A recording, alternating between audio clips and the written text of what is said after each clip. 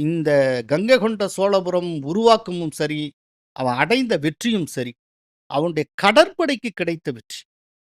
ஏன்னா, இந்திய அரசர்கள்ல வலிமையான ஒரு கடற்படையை வைத்திருந்த ஒரு சில மாமன்னர்களில் ராஜேந்திர சோழன் ஒருவன்.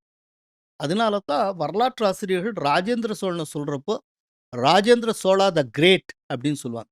இந்த த கிரேட் அப்படிங்கிறது எல்லாருக்கும் குடுக்கறது இல்ல. இப்ப அக்பருக்கு அக்பர் த கிரேட்டும்பாங்க. ஆனா, அக்பரை காட்டிலும் அதிகமா ஜெயிச்சவன் அவுரங்கசீப். ஆனா, அவுரங்கசீப் அப்படி சொன்னதில்ல. இந்த கிரேட்டுங்கிறது ஒரு சிலருக்கு தான் குடுப்பாங்க. சவுத் இந்தியால இருக்கிற மன்னர்கள்ல கிரேட் அப்படிங்கிற ஒரு பட்டத்தை வரலாற்று ஆசிரியரிடமிருந்து பெற்றவர் ராஜேந்திர சோழன். Rajendra Chola the great. அவர் அந்த மாரி ஒரு மிகப்பெரிய அந்த நகரத்தை அவர் நிர்மாணித்தார். அந்த நகரத்துக்குள்ள வந்து பல பகுதிகள் இருந்தன. ஒண்ணு அந்த நகரத்துல ஒரு மிகப்பெரிய கோயில்.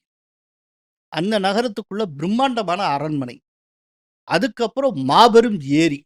இது எல்லாம் உள்ளடக்கியதாக அந்த நகரம் இருந்தது.